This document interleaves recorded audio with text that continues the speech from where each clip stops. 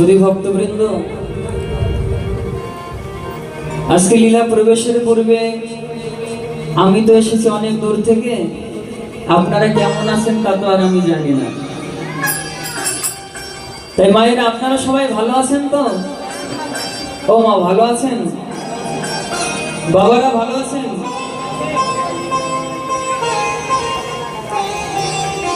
সবাই বললেন ভালো আছি।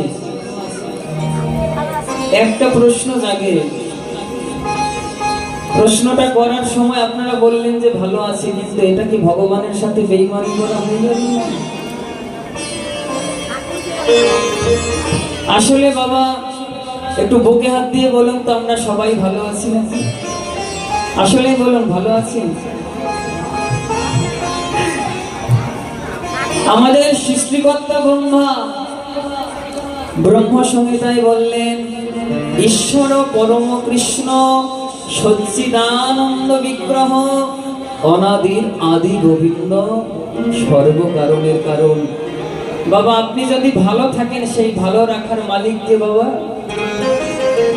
ভালো রাখার মালিক কে? গোবিন্দ। আপনারা যদি দুঃখে থাকেন, সেই দুঃখে রাখার মালিক কে মা?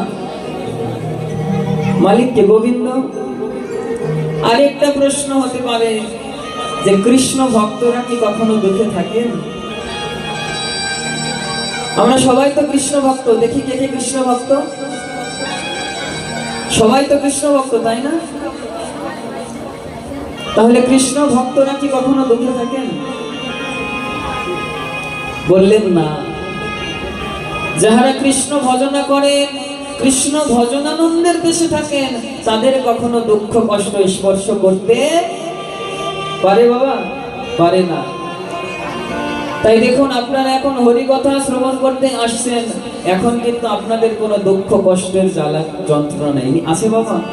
সমস্ত দুঃখ কষ্ট ফেলে রেখে, সংসারের জ্বালা ফেলে রেখে আজকে আপনারা হরিকথা শ্রবণ করতে আসছেন।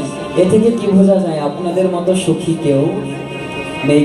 সেজন্যই বললেন, কৃষ্ণ ভক্ত সুখ দুঃখে কখনো শোক প্রকাশ করেন না।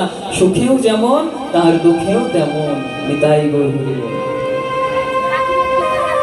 বাবার, আমার কথা বুঝতে তো কষ্ট হচ্ছে না? এক এক অঞ্চলের ভাষা তো এক এক রকম, তাই না?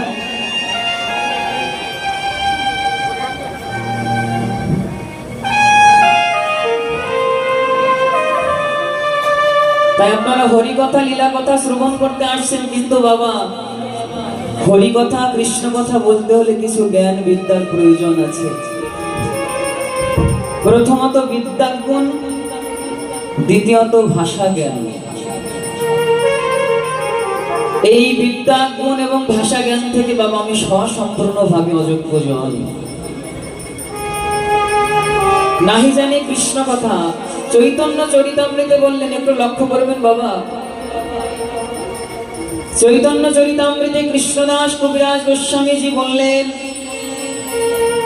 যে মা বলে কৃষ্ণ কথা জানি, প্রভু বলে আমি তারে পশুর মধ্যে গণি। তাই দেখুন, কেউ যদি অভিমানের বশে বলে আমি কৃষ্ণ কথা জানি, মহাপ্রভু বললেন তিনি তো পশুর থেকে অধম। কেননা কৃষ্ণ কথা অপরিসীম, কৃষ্ণ কথা অনন্ত, কৃষ্ণ কথার কখনো শেষ হবার নয়। তাই বললেন, অনেকে ভাবে যে ভাগবতটা দ্বাদশ স্কন্ধ ভাগবত, এই ভাগবতের মধ্যে মনে হয় ভগবানের লীলাটাকে আবৃত করা। কিন্তু শাস্ত্রকার বললেন, যদি শত শত ভাগবত লিপিবদ্ধ করা হয়, আমার গোবিন্দের লীলা মাধুরী কিঞ্চিত বর্ণনা করা সম্ভব নয়। তাই তাই মূর্খরা ভাবেন যে ভাগবতের মধ্যেই ভগবানের লীলা সীমাবদ্ধ, কিন্তু তা নয়। ভগবানের লীলা অপরিসীম, হরিকথা অপরিসীম, কৃষ্ণ কথা অপরিসীম, কৃষ্ণ কথা অনন্ত। তাই বাবা, আমি তো কৃষ্ণ কথা জানি না। কৃষ্ণ কথা জানো না, তাহলে এই ভক্ত সঙ্গে এসেছে কেন? প্রশ্ন। কৃষ্ণ কথা জানো না, মেন ভোকালটা বাড়তে থাকবে। কৃষ্ণ কথা জানো না, তাহলে হরি কথা জানো না, ভক্ত সঙ্গে এসে দাঁড়িয়েছো কেন? একটা মাত্র কারণ বাবা, শুনেছি পুরাণে মহিমা ব্যাখানে, অসম্ভব সম্ভব হয় আপনাদের মতো সাধু গুরু বৈষ্ণবের কৃপায়।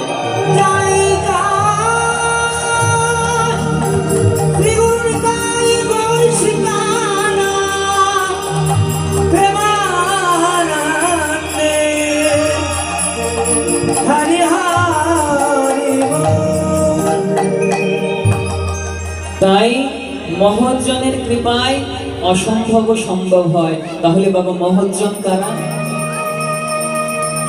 তাহলে মহৎজন কারা? মহৎজন হচ্ছেন আজকের মতো আপনাদের মতো সাধু গুরু বৈষ্ণবজন। আপনারাই হচ্ছেন মহৎজন। আপনারা যদি কৃপা করেন এই পাপীর বদন থেকে হরি কথা কৃষ্ণ কথা হতে পারে। মুকং করতি বাচলং তঙ্গং ভয়তে গিরিম ইয়াৎ কৃপা তমহৎ বন্দে পরমানন্দ মাধব। যদি পরমানন্দের সেই মাধবের কৃপা হয় তাহলে অসম্ভব সম্ভব হয়। কিন্তু আবার বললেন যদি ভক্তের কৃপা না হয় আমার ভগবানের কৃপা কখনোই সম্ভব নয়। নিতাই গৌর। তাই আপনারা আশীর্বাদ করবেন, যতক্ষণ পর্যন্ত আসরে উপবেশিত থাকি না কেন নিজেকে নাহি পরিপ্রচার জগত মাঝে যতটুকু সময় আসরে থাকি যেন গৌর গোবিন্দের কথায় মগ্ন হতে পারেনি। তাই এখানে কি বললাম যে আসরে দাঁড়িয়ে যেন নিজের কথা না বলে, নিজের কথা না বলে যেন গৌর গোবিন্দের কথার মধ্য দিয়ে সময়টাকে অতিবাহিত করতে পারে।